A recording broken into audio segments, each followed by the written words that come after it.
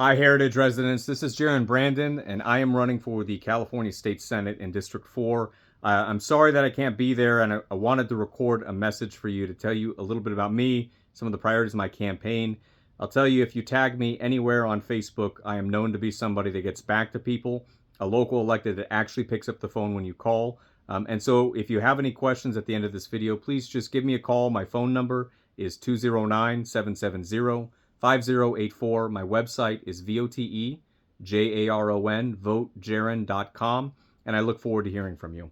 So Senate District 4 covers 13 different counties from at the northern end Truckee all the way down to the bottom of Death Valley. It's all of El Dorado County, it's all of Stanislaus County, and it bends around through the Central Valley and the southern side through Oakhurst and Livingston.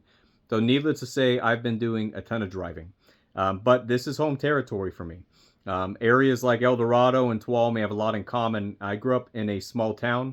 I currently live in Columbia, about a half mile from where I grew up with my mom in a trailer park in a fifth wheel. She was a professional musician who would sing at the local bars, saloons, was a Mae West impersonator, sang with the Christie Minstrels.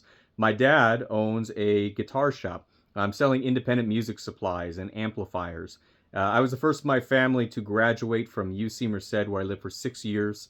I was a student leader in student government, internships, campaigns, and I caught the bug. It was actually through voter registration there that my friend said, you know, you can make a difference. You want to help me out today? I said, Daniel, you know, I would love to.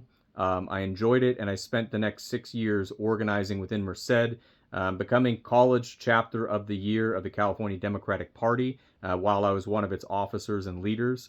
And when I came back to my hometown, I recognized that it wasn't just facing challenges because that was our community and that's just what it is. We can do things about it. And on the opposite side, these issues exist because other people were not addressing them. So in a 2-to-1 Republican district, I decided after about 2 months of thinking it over, I'm going to run against a 2-term incumbent supervisor, and I'm going to fight for the future of my community. We started knowing that our roads were the worst in the state, that we had no money in reserves, we hadn't built housing in 30 years, that costs from fire insurance to utilities were pricing everybody out, that our public safety services had declined to 60% vacancy, that the average age of fire equipment was older than me at 27 years old. And you might remember we had the 2013 Rim Fire, which was then California's second most devastating. And now it's not even in the top 15, just as many years later. 6 years later, I can't say that every single issue is solved. But I can say that I have personally spearheaded the strongest housing reforms in our county history, the strongest public safety package to halve the age of that equipment, to double our fire station coverage, to bring our sheriff's vacancy down to 3%, to shut down the drug houses that plagued my community, to offer solutions to homelessness that help people get off the streets and reduce all of the encampments around our area, and to be doing that while putting 3 times the minimum policy away for reserves. Because we know a rainy day is going to come. I am the only elected official that's from the local side running in this race. There are 2 other Republicans in the race, including the notorious Marie Alvarado Gill. She was the flip-flopper Democrat who got elected and then switched over to become a ultra MAGA Republican. She is running against another ultra MAGA Republican whose job is, as she says, to make California great again. I think we live in a great state, but we need to have better rural representation at the table. And they're not going to let you be at the table if the way you treat other people means they're not even going to let you into the room.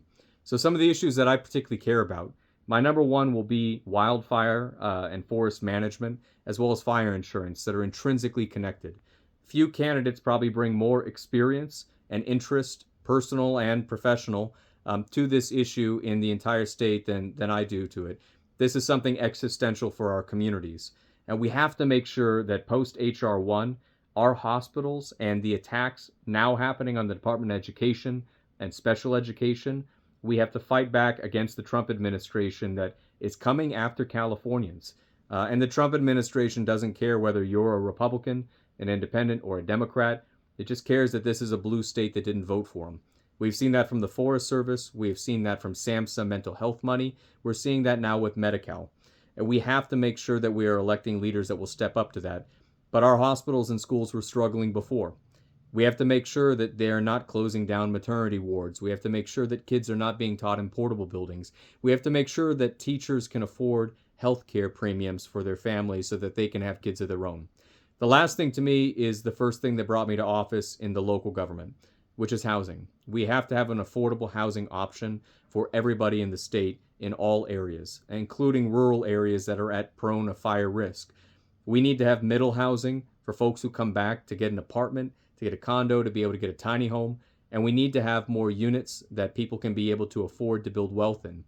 I think one of the biggest challenges we face as a state is the incredibly high cost of living and the high cost of home ownership.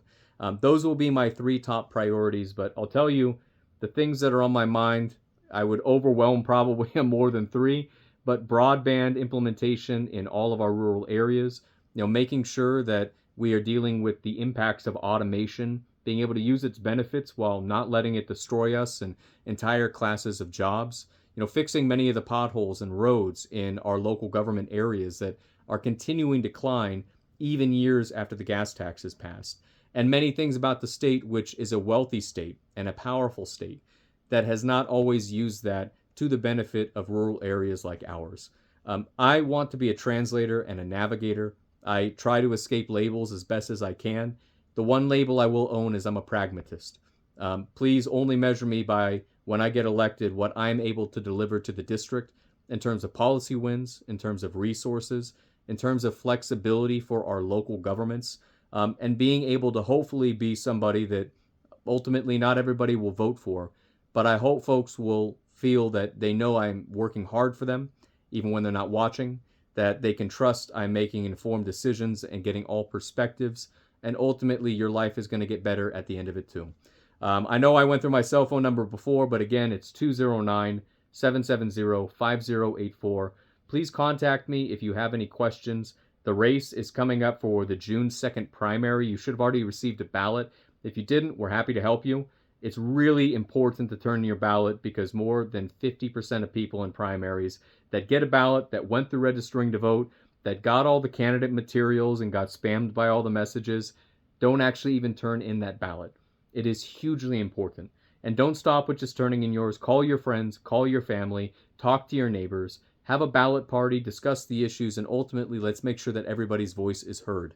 I am confident that we are going to do well coming through the primary, and into a November election, we are going to flip Senate District 4. After that, the real work begins. So anyway, everybody, thank you so much again. I'm Jaron Brandon. Please feel free to reach out anytime, and thank you for this opportunity to be able to speak to your group.